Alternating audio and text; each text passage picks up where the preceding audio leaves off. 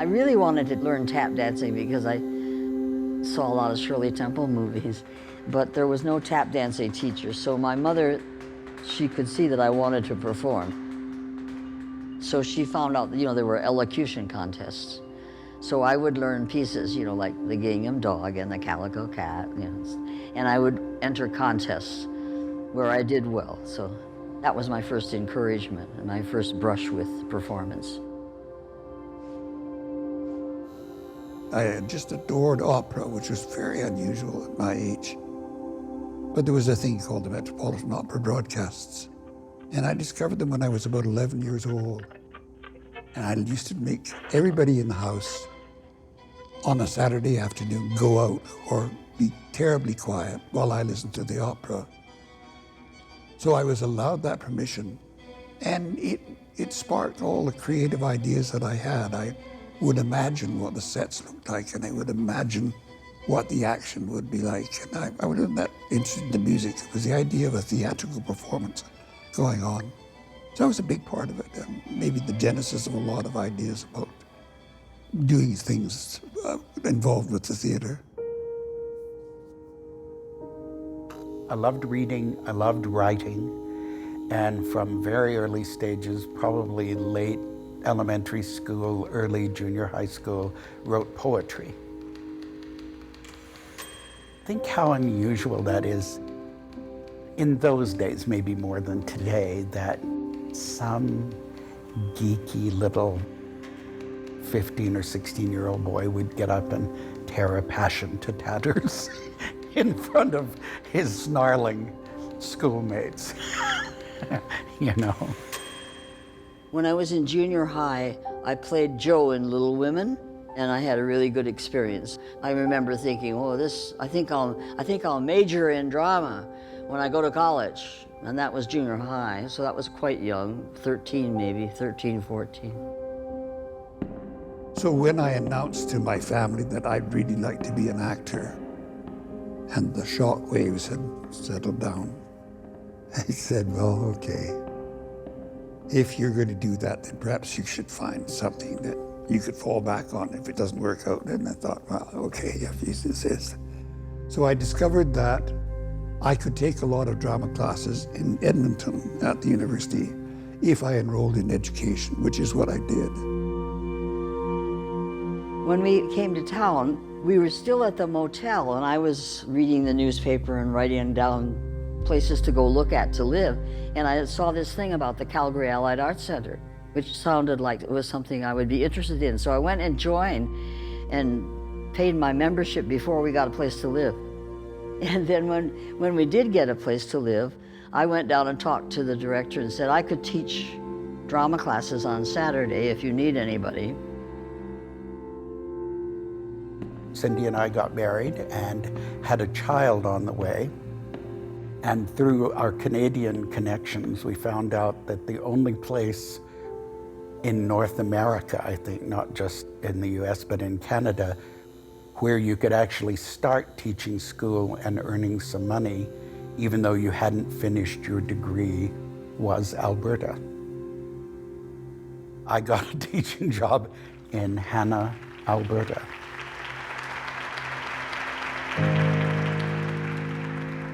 I came to Stratford as my first job in the theater and was there for 3 seasons. And I decided I would work in England for a while.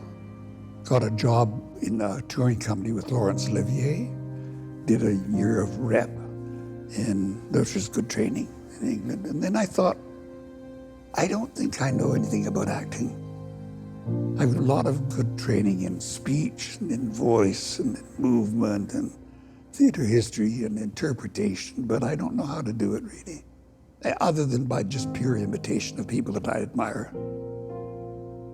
So there was a friend of mine at Stratford who had been studying in the States with Uta Hagen, and he spoke so enthusiastically about what was happening in her classes. I thought, I want to go there. And I went there, and she was a major force in my career.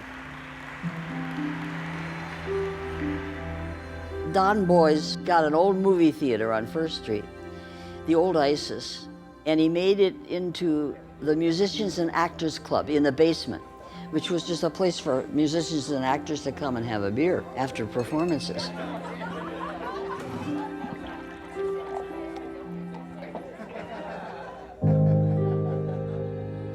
I could teach and I could perform. So I just scheduled my life around doing some interesting productions. And some of the first ones were with Joyce in the old Mac Theatre. And she had discovered Harold Pinter. And she decided that we should do Harold Pinter. And we were the first play to be done in the new performing space that Georgie Collins had started at the planetarium. Joyce has that ability to persuade you to do something that you don't want to do.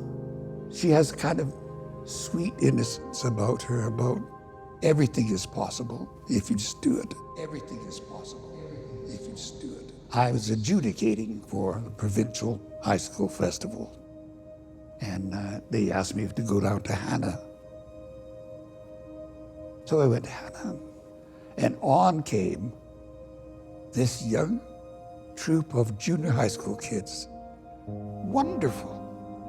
I looked at the program, and it was directed by John Murrell, written by John Murrell.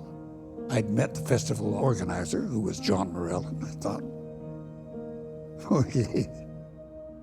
And another stream that came in that was very weak at first and very put down was new Canadian scripts. Because I said to Victor Mitchell when he came here, I said, you know, there should be a course in the department on Canadian drama. He said, there is no Canadian drama. But I thought it was important that there should be. But in Calgary we were lucky because Sharon Pollock and John Murrell came along. And that was out of the blue. That was a wonderful development. Those excellent playwrights coming to Calgary. And one day after, I don't know, 4 or 5 performances in, just feeling smashed and disrespected, and, you know, as I always used to say, okay, I'm done with the theater.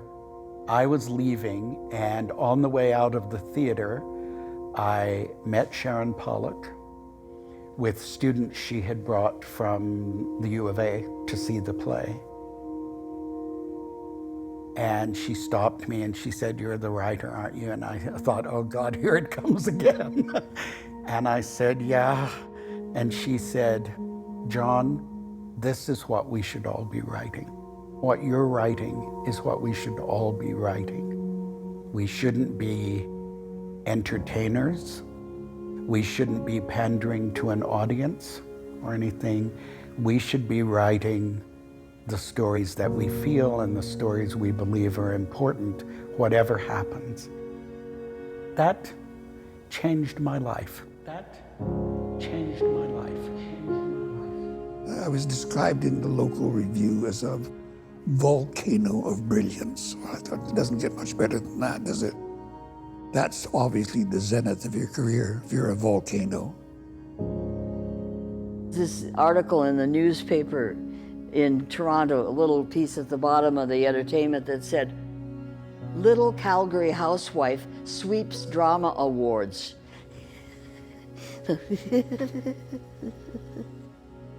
She just fed this community so much of her energy.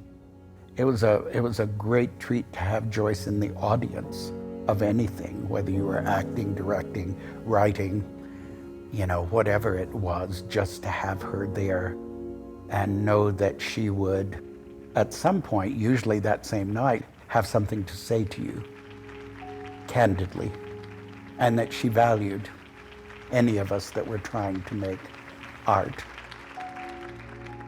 And I looked over and I saw this brick building. And I went and tried to find out, you know, who owned it and what was the thing.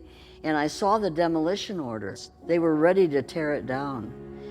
And I got some people together and we made a fuss. And I wanted it to be the least expensive, well-equipped space in town so that small companies and companies that were trying to become companies would have a cheap place And I found out this year that it still is the cheapest, well-equipped theater space. Isn't that good? Because it's almost 40 years. Who would have thought it? You know, I was very excited about the Pump House, but a lot of people thought I was nuts. And when I talk to young theater people, the question I often want to ask them after we exchange some stories of what are you working on and how's that going and what's driving you crazy and what's not is, but aren't you thrilled to be a part of this? Like the old film star, put a lot of gauze in front of the camera lens and I'll give you a performance. But the real performance is when you take that off and the camera's actually looking at the real you. But the wonderful thing about theater is that everything is grist for your mill. I have ultimate faith in the arts. I mean, the arts to me are like religion. It's something that is so nourishing and it's so much a part of life.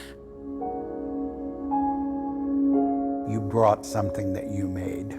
It's the same gift, whether you bring it so that other people will praise you, you bring it so you won't be embarrassed, or you bring it because you hope to change things. As long as you bring it.